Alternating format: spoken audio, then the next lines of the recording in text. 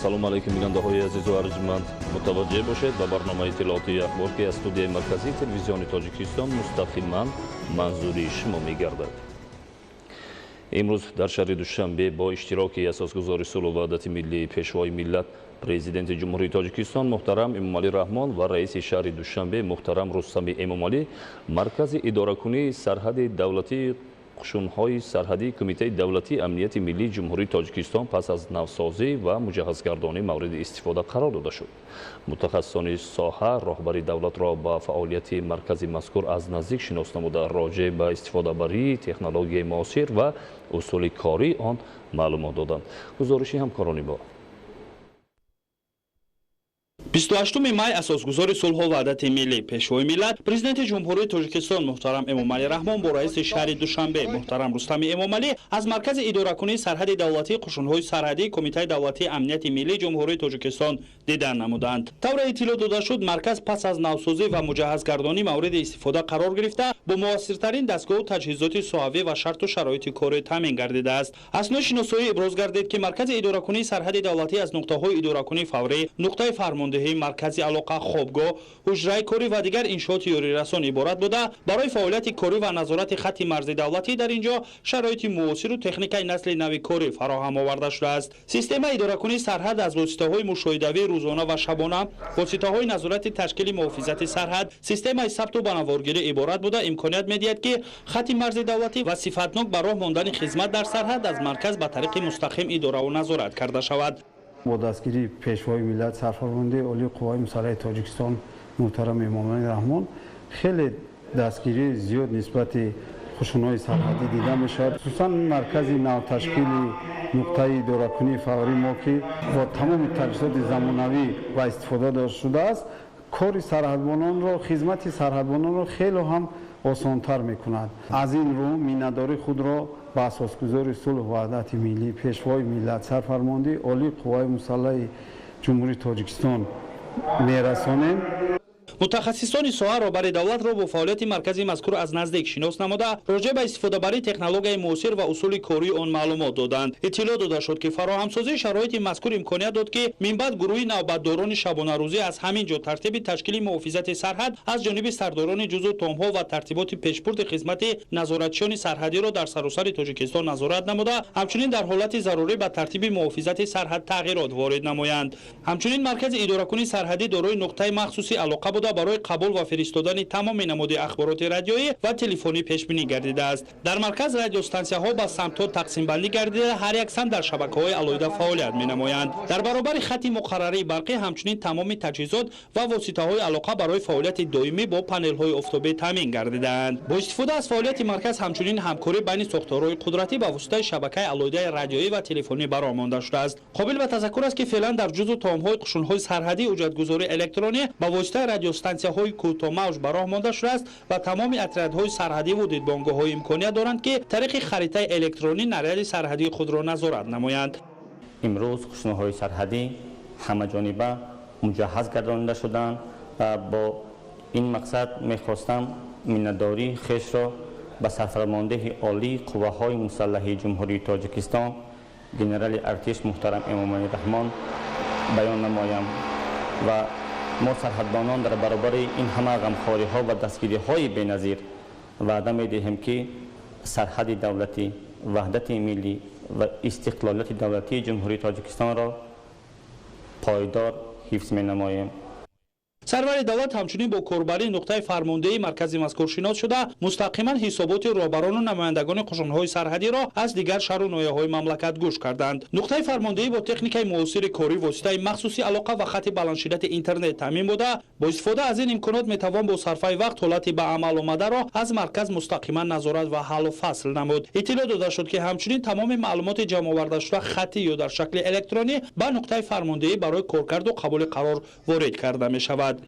ҳамчунин маркази идоракунии сарҳадӣ дорои дигар имкониятҳо аз қабили толорҳои варзишӣ, утоқи корӣ ва хобгоҳ буда барои такмили маҳорати касбӣ дар дохили он сивхонаи тирпаронии электронӣ ташкил гардидааст. сивхонаи мазкур дар асоси барномаи махсуси компютерӣ фаъолият намуда, он бо дастгоҳҳои лазерӣ ва дигар айёниятҳои корӣ таъмин мебошад. бо истифода аз ин имконият ҳайати дастаи марказӣ метавонанд ки малакаи тирпаронии худро санҷида, ҳамчунин маҳорати худро ба ин васила такмил диҳанд.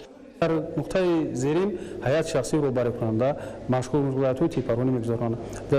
اینکه این به آینده برای گذراندن تیپرانی اونها به واسطه در فعالیت اونها در سرحد دولتی خیلی امکانات‌های بهبودی می‌دهد. مشغولیت‌ها در دوام اگر موافق برنامه تیپران اگر گیریم اگر در مدت هر یک ماه یا هر ماه یک بار تیپرانی گذارده میشه در این نقطه تیپرانی هر هفته میتوانند هیئت شخصی به واسطه در هر وقت دوام کاری میتواند به اینجا فرآمده مهارت خود رو فعالیت خود رو سایقل داده نتیجه تیپرانی خود رو معین نماید.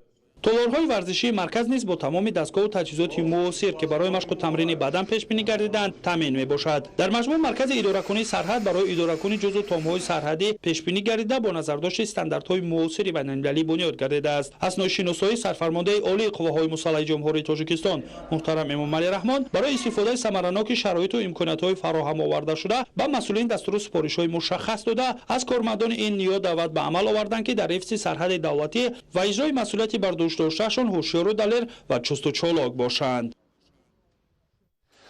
امروز در شهر دوشنبه اساسگذار صلح و وحدت ملی پیشوای ملت президенти ҷумҳурии тоҷикистон сарфармондеҳи олии қувваҳои мусаллаҳи мамлакат муҳтарам эмомалӣ раҳмон бо раиси шаҳри душанбе муҳтарам рустами эмомалӣ гимназияи ҳарбӣ ба номи ворисони кӯруши кабири қушунҳои сарҳадии кумитаи давлатии амнияти миллии ҷумҳурии тоҷикистонро дар вазъияти тантанавӣ мавриди истифода қарор доданд.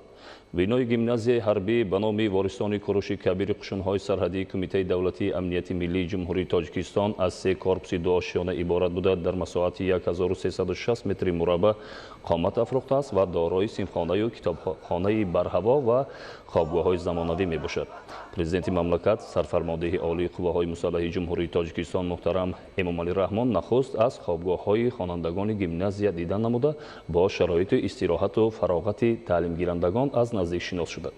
барои таълимгирандагони ин муассисаи таълимӣ ки аксарият аз шаҳру ноҳияҳои дурдасти мамлакат мебошанд бо дастури бевоситаи сарфармондеҳи олии қувваҳои мусаллаҳи мамлакат муҳтарам эмомалӣ раҳмон дар гимназия 8 хобгоҳ бо шароити муосиру замонавӣ бунёд карда шудааст. зикр гардид ки дар гимназияи ҳарбӣ ба номи ворисони кӯруши кабири қушунҳои сарҳадии кумитаи давлатии амнияти миллии ҷумҳурии тоҷикистон ҳамасола то 100 нафар баъди хатми синфи 9 ба таълим фаро гирифта мешаванд ва бештари хонандагони ин даргоҳи илму маърифатро нафарони нимятим ва ятимони кул ташкил медиҳанд. омӯзиш дар ин гимназия асосан бо забони тоҷикӣ ба роҳ монда шудааст ва ба таълиму тарбияи хонандагон 14 нафар омӯзгорони ғайринизомӣ низ аз фанҳои гуногун дарс мегӯянд. зимни шиносоии пешвои миллат муҳтарам эмомалӣ раҳмон бо шароити маҷлисгоҳи гимназияи ҳарбӣ иттилоъ дода шуд ки он барои 70 ҷойи нишаст сохта шудааст ва барои баргузории ҷамомаду чорабиниҳои гуногуни дохилӣ хеле мувофиқу муносиб мебошад. дар гимназия барои огоҳии бештар пайдо кардани хонандагон аз таърихи пурғановати миллати тоҷик ва фидокориҳои фарзандони фарзонаи ватан дар роҳи ҳифзи марзу буми аҷдодӣ ва арзишҳои миллӣ осорхона низ сохта шудааст ки дар он ёдгориҳои таърихӣ асарҳои пурарзиш аксҳои нодир аз ҳаёти кӯдакӣ наврасӣ ва ҷавонии сарфармондеҳи олии қувваҳои мусаллаҳи мамлакат муҳтарам эмомалӣ раҳмон гирдоварӣ гардидааст. гимназияи ҳарбии ворисони кӯруши кабири қушунҳои сарҳадии кумитаи давлатии амнияти миллии ҷумҳурии тоҷикистон дорои синфхонаҳои лингафонӣ, омӯзиши забонҳои англисию хитоӣ, туркӣ ва русӣ буда хонандагон имкон доранд ки нозукиҳои ин забонҳои хориҷиро аз устодони бо таҷрибаи худ азбар намоянд. таҳсил дар гимназияи ҳарбӣ 2 сол муайян гардида хатмкунандагон имкон доранд ки дар аксари шаҳрномаи дутарафа дар самти омода намудани мутахассисони сарҳадӣ таҳсили минбаъдаро дар донишкадаҳои олии ҳарбии дохил ва хориҷ аз ҷумла Федератсияи Россия, Ҷумҳурии Мардуми Чин, Ҷумҳурии Қазоқистон, Ҷумҳурии Озарбойҷон ва дигар кишварҳо идома диҳанд. иттилоъ дода шуд ки барои таҳсилкунандагони علاخان در این گیمنازیا در سمت انتخاب کشور آینده با مقصد ادامه دادن تحصیل امتیازها نیز پیشبینی گردیده است. در گیمنازیای حربی وارثان کوروش کبیر قشون‌های سرحدی کمیته دولتی امنیت ملی جمهوری تاجیکستان همچنین برای خوانندگان کتابخانه برهوا مهیا کرده شده است که تعلیم گیرندگان میتوانند از ادبیات پرقناوت آن به طور وسیع استفاده کنند. آشخانه برهوای مؤسسه تعلیمی حربی که برای 130 نفر پیشبینی گردیده است جوابگو به طلبات زمان میباشد. اطراف گیمنازیای حربی وارثان کوروش کبیر با نهالهای همیشه سبز و گل و بوته‌های گوناگون آرا داده شده است و با مقصد جلب خوانندگان به سالم گردانی و آب و تاب بدن میدانچه ورزشی با شرایط خوب ساخته شده است. در نزد گیمنازیا همچنین با مقصد تأمین خوانندگان با محصولات تر و تازه گرمخانه بنیاد کرده شده است که از آن به طور وسیع استفاده برده می شود. پرزیدنت مملکت سرفرمانده عالی قواهای مسلح جمهوری تاجیکستان محترم امامعلی رحمان پس از شناسایی پرربط با شرایط تعلیم و تربیه نسل نورس در گیمنازیا با صفت کارهای انجام شده بهای بلند داده و مسئولین جهت استفاده پرثمر از امکانات مهیا گردیده و تعلیم و تربیه خوانندگان در روحیه وطندوستی و خویشتنشناسی دستور و هدایت‌های سودمند دادند. امروز همچنین اساسگزار صلح و وحدت ملی پیشوای ملت پرزیدنت جمهوری تاجیکستان محترم امامعلی رحمان با رئیس شهر دوشنبه محترم رستمی امامعلی با مقصد اشتراک در تنتنه‌های ادامه بخشیده به 25مین سالگرد تأسیس‌یابی قشون‌های سرحدی کمیته دولتی امنیت ملی جمهوری تاجیکستان به مرکز تعلیمی پایتخت قشون‌های سرحدی تشریف آوردند. 28 май соли равон асосгузори сулҳу ваҳдати миллӣ пешвои миллат президенти ҷумҳурии тоҷикистон муҳтарам эмомалӣ раҳмон ва раиси шаҳри душанбе муҳтарам рустами эмомалӣ бо мақсади иштирок дар тантанаҳои идона бахшида ба 25мин солгарди таъсисёбии қушунҳои сарҳадии ҷумҳурии тоҷикистон ба маркази таълимии пойтахти қушунҳои сарҳадии кумитаи давлатии амнияти миллӣ ташриф оварданд. нахуст сарвари давлат муҳтарам эмомалӣ раҳмон дар назди маҷмӯаи ёдгории сарбозону афсарон ки дар ҳифзи сарҳади давлатӣ ҳалок шудаанд бо нишони эҳтиром гулчанбар гузоштанд.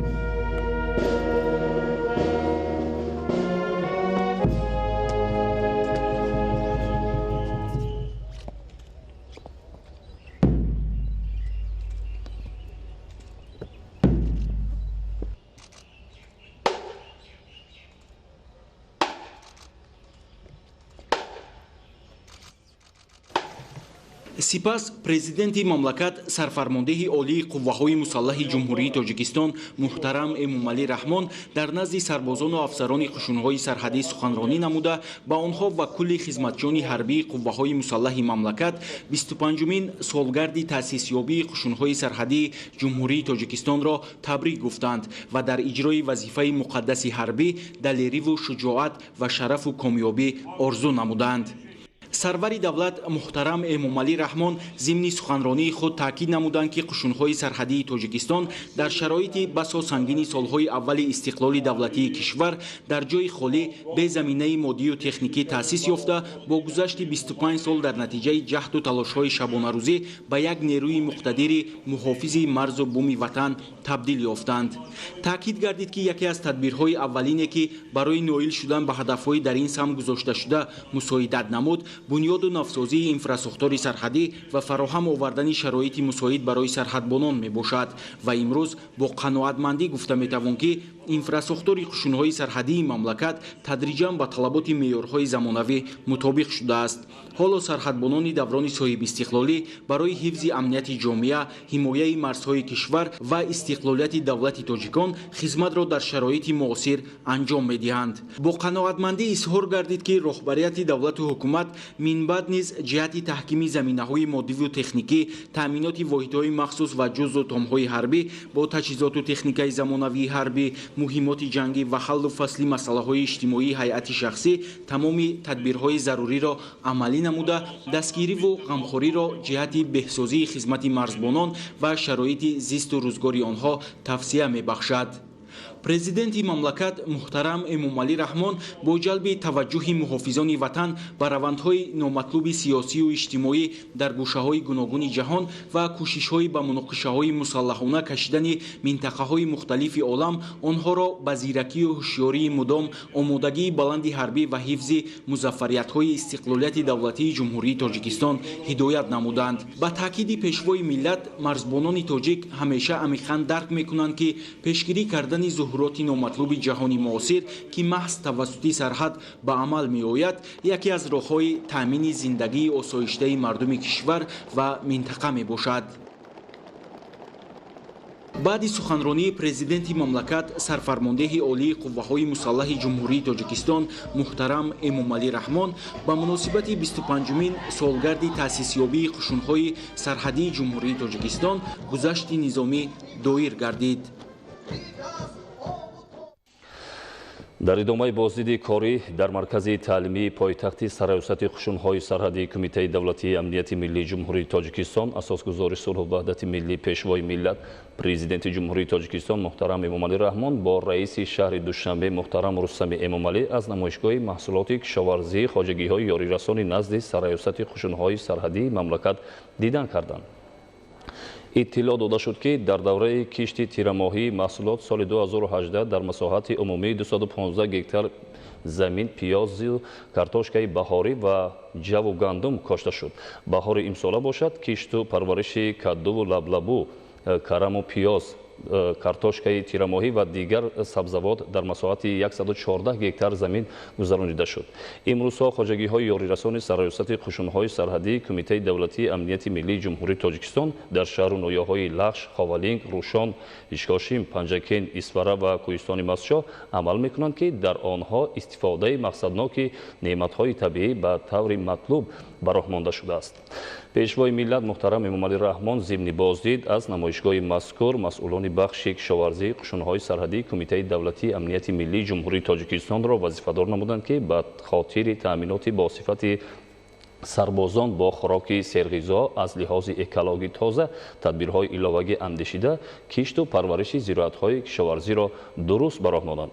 хабар дода шуд, ки аз тарафи хоҷагиҳои ёрирасони қушунҳои сарҳадии Кумитаи давлатии амнияти миллии Ҷумҳурии Тоҷикистон давоми 5 моҳи соли 2019 ба андозаи зиёда аз 318 000 сомонӣ маҳсулот ба монанди шалғам, турб, карам, шалғамча, кабудӣ, пиёз, шир, гӯшт ва маҳсулоти гӯштӣ истеҳсол карда шудааст.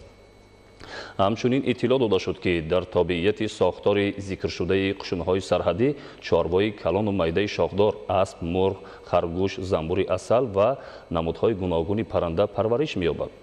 сатҳи баргузории намоишгоҳ собит кард, ки нерӯҳои марзбони кишвар дар баробари ҳифзи марзу буми давлатӣ ва иҷрои вазифаҳои хизматӣ инчунин дар масъалаи таъмини амнияти озуқаворӣ ҳиссагузорӣ доранд.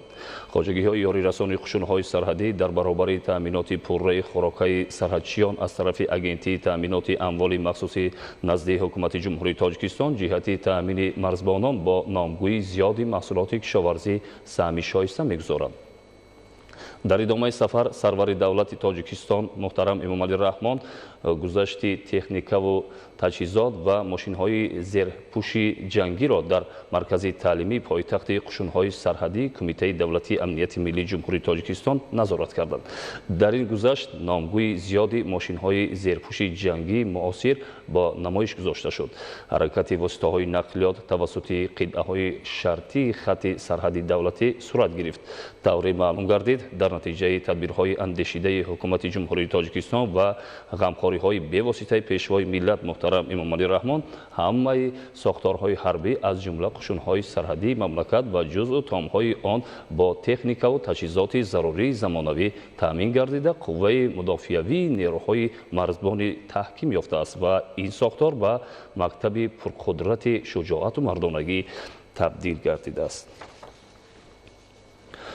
қушунҳои сарҳадӣ мисли дигар ҷузъу таомҳои қувваҳои мусаллаҳ дар давраи хеле вазнину ҳасоси таърихи Тоҷикистон дар замоне ки оддитарин шароит ва заминаи моддиву техникӣ вуҷуд надошт ташкил карда шуда ба ҳисси яке аз дастовардҳои бузурги замони соҳибистиқлолӣ ҳоло ба як сохтори муташаккил, мунтаззам ва боэътимоди ҳифзи марзу буми ватан табдил ёфтааст. Роҳбарияти давлат ва ҳукумати мамлакат заҳмати хизматчиёни ҳарбӣ, ҳайати шахсӣ, мақомоти ҳифзи ҳуқуқ ва воҳидҳои махсусро ҳамеша қадрдонӣ мекунад ва барои беҳтар кардани шароити хизмати онҳо ҳамаи чораҳои заруриро амалӣ менамояд. гузориши хабарнигорони мо. 23 феврали соли 2019 аз таъсисёбии қувваҳои мусаллаҳи ҷумҳурии Тоҷикистон 26 сол ва 28 майи соли 2019 аз созмон ёфтани қушунҳои сарҳадии Тоҷикистон 25 сол пур шуд. дар ин давраи кӯтоҳи таърих талошҳои сарвари давлати Тоҷикистон ҳамчун бунёдгузори қувваҳои мусаллаҳ самараи нек овард ва стратегияи мушаххаси мубориза ва таъмини такмили нерӯҳои мудофиавӣ созмон дода шуд. дар шароити мавҷуд намудани оддитарин воситаҳои техникиву аслиҳаи низомӣ сарвари давлат аз сифр ба бунёди артиши миллӣ оғоз карданд. мо қувваҳои мусаллаҳи мамлакатро дар ҷои сифр бунёд кардем. аз собиқ иттиҳоди шӯравӣ ба мо як камони чӯбӣ мерос намонда буд. мо як афсари баландрутбаи ҳатто генералӣ надоштем ки ба ҳайси вазири дифои мамлакат таъин кунем. набуд. мутахассисони ҳарбӣ набуд. дар даврони соҳибистиқлолӣ бо хоҳишу талошҳои мардум ва пуштибонӣ аз сиёсати солҳофари сарвари давлат баъди аз байн бурдани вазъи мураккаби сиёсӣ дар дохили ҷумҳурӣ зарурати таҳкими сарҳадот, боло бурдани иқтидори муҳофизатии он ба хотири таъмини амнiyatu субот дар кишвар пеш омад. 28 майи соли 1994 дар асоси сохтори низомии қушунҳои сарҳадии Тоҷикистон созмон дода шуд. қушунҳои сарҳадӣ аз ҷумлаи сохторҳои асосии қувваҳои мусаллаҳи давлати соҳибистиқлол омада дар баробари муҳофизати сарҳади давлатӣ тамомияти арзии мамлакат, соҳибихтиёрии давлат ва амнияти сокинони кишварро сарбаландона таъмин менамояд. ҳукумати мамлакат аз ибтидои таъсисёбии қушунҳои сарҳадӣ то имрӯз барои фароҳам овардани заминаҳои муосири меъёрии ҳуқуқӣ, таҳкими асосҳои моддиву техникӣ, бунёду азадсозӣ ва таҷҳизондани инфраструктураи сарҳадӣ, инчунин омодасозии мутахассисони баландихтисосу касбии соҳа тадбирҳои зиёдро амалӣ намуд. ҷумҳурии Тоҷикистон дар ғарб ва шимол бо ҷумҳурии Ӯзбекистон ва Қирғизистон, дар қисми ҷанубии мамлакат бо Афғонистон ва аз шарқ бо ҷумҳурии мардумии Чин ҳамсарҳад аст. ёдовар мешавем ки соли 2004 масъулияти ҳифзи марзи давлатии Тоҷикистон ба зиммаи хизматчиёни ҳарбии тоҷик вогузор карда шудааст ва дар ин муддат ҳамаи қисму воҳидҳои марзбонии мамлакат шакл гирифта имрӯз ба такягоҳи пуриқтидори давлату миллат табдил ёфт. давоми солҳои соҳибистиқлолӣ инфрасохтори қушунҳои сарҳадии кишвар тадриҷан ба талаботи меъёрҳои замонавӣ мутобиқ шуда истодааст. айни ҳол дар қаламрави кишвар даҳо гузаргоҳҳои сарҳадӣ аз ҷумла гузаргоҳ барои парвозҳои байналмилалӣ, гузаргоҳи байналмилалӣ дар роҳи оҳан, гузаргоҳҳо дар роҳҳои мошингард ва як гузаргоҳи дарёӣ амал мекунад. барои фаъолияти мӯътадили мақомоти давлатӣ назорати хатти сарҳад ва гузаргоҳҳои сарҳадӣ, иншооти сарҳадбонӣ бо воситаҳои техникии пешрафтаи назоратӣ муҷаҳҳаз гардонда шуда, кор дар самти ҷорӣ намудани технологияҳои нави иттилоотӣ бо суръат ҷараён дорад. аз ҷониби сарҳадбонон ҳолатҳои вайронкунии сарҳади давлатӣ ошкор ва вайронкунандагони низоми гузаргоҳҳои сарҳади давлатӣ боздошт мегарданд. дар натиҷаи гузарондани амалиёти оперативӣ то имрӯз аз гардиши ғайриқонунӣ миқдори зиёди маводи мухаддир, силоҳи оташфишон ва аслиҳаву муҳимоти гуногуни ҷангӣ мусодира карда шудааст. солҳои охир шароити қисмҳои низомии сарҳадӣ ва дидбонгоҳҳо тадриҷан ба талаботи замон мувофиқ гардонда шуда то имрӯз зиёда аз 120 дидбонгоҳи нав сохта ба истифода дода шудааст. таъминоти қушунҳои сарҳадӣ бо техникаи ҳарбӣ низ ҳамасола беҳтар мегардад. давлат ва ҳукумати мамлакат ҷасорату далерӣ ва хизмати содиқонаву софдилонаи хизматчиёни ҳарбии қушунҳои сарҳадиро ҳамеша қадршиносӣ мекунанд. дар давоми 25 соли гузашта садҳо нафар сарҳадбонони кишвар бо мукофотҳои олии давлатӣ ва бо медалҳои ҷашнӣ сарфароз гардонда шуданд. таҳким ва тақвияти фаъолияти қушунҳои сарҳадӣ ғайр аз заминаи кофӣ моддиву техникӣ ва иншооти муҷаҳҳазу мусоид ҳамчунин аз сатҳи таъминоти онҳо бо кадрҳои баланд ихтисоси ҳарбӣ ва воқеан содиқи ватандӯст вобаста мебошад. ҳукумати кишвар зиёда аз 1000 нафар ҷавононро барои таҳсил ба донишгоҳҳои олии кишварҳои пешрафта фиристод, ки аксари онҳо айни ҳол дар вазифаҳои афсарӣ хизматро муваффақона пеш бурда истоданд. тарбияи кадрҳо барои қушунҳои сарҳадӣ бо таъсис додани омӯзишгоҳи олии сарҳадии Кумитаи давлатии амнияти миллӣ дар дохили кишвар ба роҳ монда шуд, ки то имрӯз зиёда 600 нафар ҷавонони мо муассисаи мазкурро хатм карда дар минтақаҳои мухталифи сарҳади давлатӣ адои вазифа карда истоданд. асосгузори сулҳу ваҳдати миллӣ, пешвои миллат, президенти ҷумҳурии Тоҷикистон муҳтарам Эмомалӣ Раҳмон дар баробари таъмину муҳайё намудани тамоми шароити рӯзмарраи хизматии қисмҳои низомӣ, земни ташриф ба қисмҳои низомӣ, пайваста аз ҳолу аҳволи афсарону сарбозон ва умуман муҳофизони ватан ҳамеша бохабар мегарданд. ҳама талош ва тасмимгириҳои доимии ҳукумати ҷумҳурии Тоҷикистон ва ғамхориҳои пайвастаи сарфармондаи олии қувваҳои мусаллаҳ пеш аз ҳама ба он равона шудааст, ки низомиёни мамлакат аз лиҳози таъмини шароитҳои зарурӣ танқисӣ надошта бошанду муҳимтар аз ҳама барои пойдории сулҳу субот, якпорчагӣ ва баҳри ҳифзи ҳама арзишҳои миллӣ софдилонаву содиқона ба ватан хизмат намоянд.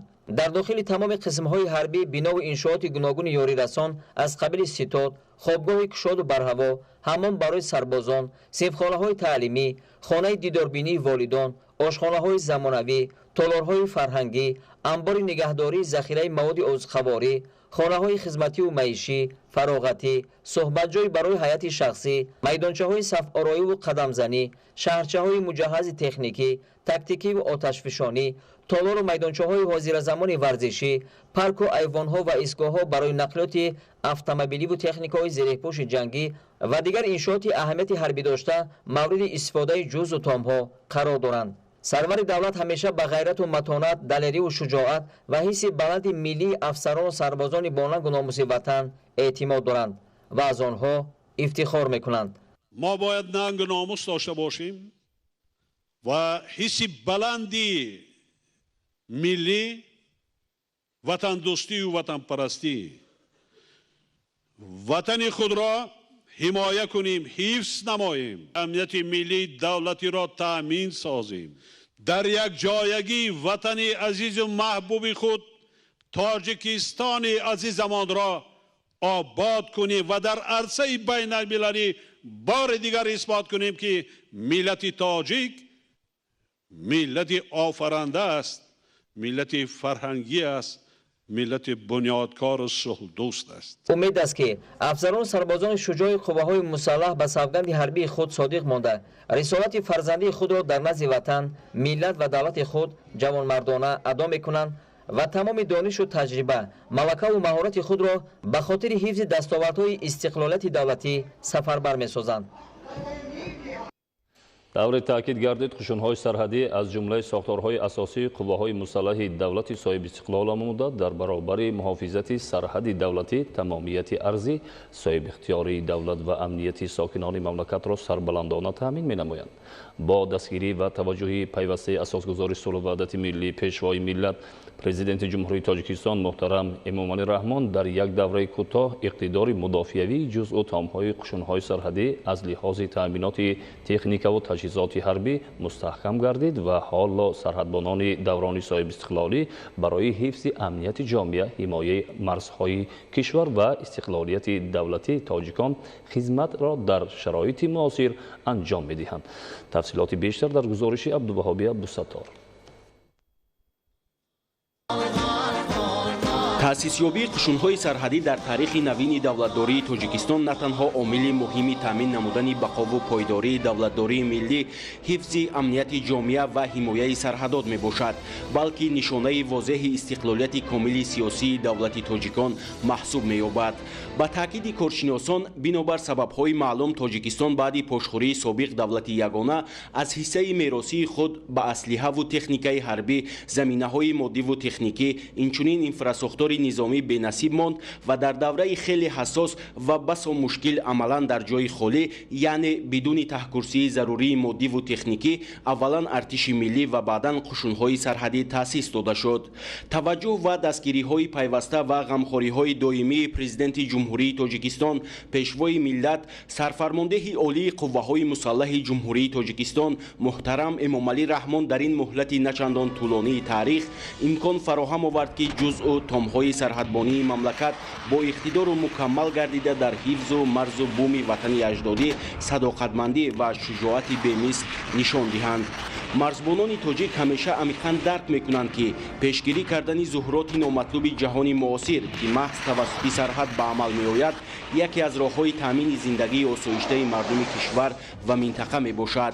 از این رو حکومت مملکت از ابتدای تأسیس یابی قشون‌های سرحدی تا امروز جهت فراهم آوردن زمینه‌های معاصر معیاری حقوقی، تحکیم اساس‌های مادی و تکنیکی، بنیاد و نوسازی و تجهیزاندن انفراساختار سرحدی، اینچنین آماده‌سازی متخصصان بلند اختصاص کسبی ساحه تدبیرهای زیاد را عملی نمود. توسط فراهم آوردن زمینه‌های حقوقی، هدف و وظیفه‌های مرزبانان تاجیک در سمت حفظ مرز قریب 5000 کیلومتره مشخص گردیده، اینچنین در دایره سازشنامه و برنامه‌های همکاری فعالیت مشترک آنها با کشورهای به ما دوست و همسایه تا رفت وسعت پیدا می‌کند. یکی از تدبیرهای اولینی که برای نائل شدن به هدف‌های در این سمت گذاشته شده مساعدت نمود، بنیاد و نوسازی انفراساختار سرحدی و فراهم آوردن شرایط مساعد برای سرحدبانان میباشد و امروز با قناعتمندی گفته میتوان که انفراساختار قشون‌های سرحدی مملکت تدریجاً به طلبات معیارهای زمانوی مطابق شده است. حالا سرحدبانان دوران صاحب استقلالی برای حفظ امنیت جامعه، حمایت مرزهای کشور و استقلالیت دولت تاجیکان خدمت را در شرایط معاصر انجام میدهند. حالا اقتدار مدافعوی جزء تام‌های قشون‌های سرحدی از لحاظ تأمینات تکنیک و تجهیزات حربی مستحکم گشته است. تحکیم و تقویت فعالیت قشون‌های سرحدی غیر از زمینه کافی مادی و تکنیکی و انشاءات مجهز و مساعد، همچنین از سطح تأمینات آنها با کادرهای بلند اختصاص حربی و واقعاً صادق و وطندوست وابسته می باشد. محض با دستگیری و راهنمایی به واسطه سرفرمانده عالی قوه‌های مسلح جمهوری تاجیکستان محترم امامعلی رحمان تا امروز در مرکز تعلیمی قشون‌های سرحدی صدها نفر متخصصان مقامات نظارت سرحدی آماده گردیدند.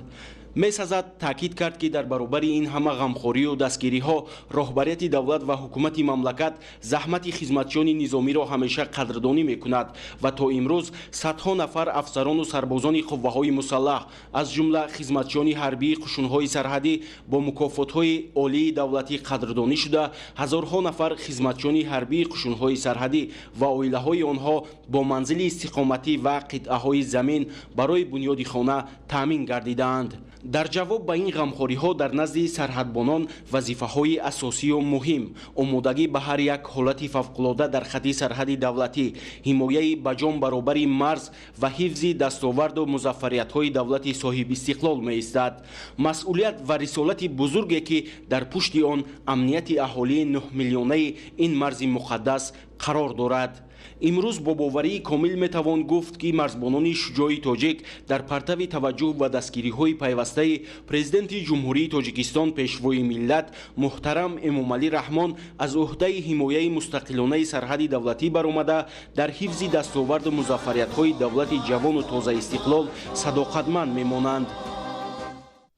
در ولایت ختلان بخشیده به 25 سالگی تأسیس‌یابی قشون‌های سرحدی جمهوری تاجیکستان چهاره‌بینی تنتنوی برگزار گردید. طور تاکید شد با دستگیری و توجه پیوسته راهبریت دولت و حکومت جمهوری تاجیکستان دوام سالهای صاحب استقلالی قشون‌های سرحدی تکمیل یافته به یک قدرت واقعی حفظ مرز و بوم وطن تبدیل یافتند. گزارش از ولایت ختلان. واقعا هم تأسیس یافتن قشون‌های سرحدی در تاریخ نوین دولتداری تاجیکان همچون رویداد مهم تقدیرساز در بقا و پایداری دولت و دولتداری ملی، حفظ و حمایت مرز و بوم وطن نقش مؤثر دارد. ولایت ختلان با کشورهای دوست و همسایه سرحدی طولانی داشته، مرزبانان تاجیک در اجرای وظیفه‌های خدمتی مهارت و ملکه خوب ثابت می‌نمایند. ضمن جمع آمده که به افتخار 25مین سالگرد تشکل قشون‌های سرحدی برگزار گردید، از خدمت‌های نیک و با ثمر این نهاد مقتدر اظهار اندیشه کرده شد. тавре таъкид гардид қушунҳои сарҳадии кумитаи давлатии амнияти миллии ҷумҳурии тоҷикистон баҳри иҷрои ҳамешагии дастуру супоришҳо талош варзида сарбаландона ифои вазифа доранд. дар вилояти хатлон шароити будубош дар қисмҳои низомии назди сарҳадӣ сол то сол беҳтар гардида шароити аз ин бештару созгор барои ҳимояи ҳамаҷонибаи сарҳади мо фароҳам сохта шудааст. масъалаи таъминот бо маводи ғизоӣ сару либос ва лавозимоти зарурӣ ҳамеша дар маркази таваҷҷӯҳ қарор дошта дилгармии ҳар як сарбозро ба вуҷуд овардааст. ҳамин аст ки онҳо бо дарки баланди ватанпарастӣ бо қимати ҷон қарзи пуршарафи хешро софдилона иҷро мекунанд. дар фазои идона ба сарбозону афсарони қисмҳои низомии раёсати қушунҳои сарҳадии кумитаи давлатии амнияти миллии ҷумҳурии тоҷикистон барои хизматҳои софдилона содиқона ва нотарсиву қавииродагӣ дар ҳифзи сарҳад ифтихорнома ва тӯҳфаҳои ҳавасмандгардонӣ тақдим карда шуд. бинандаҳои азизу арҷманд, ин буд барномаи иттилооти ахбор. бо расидани дигар иттилои тоза ҳамкорони мо шуморо дар нашрҳои минбаъдаи ахбор ошно месозанд. хайр, тансияту хонаобод бошед.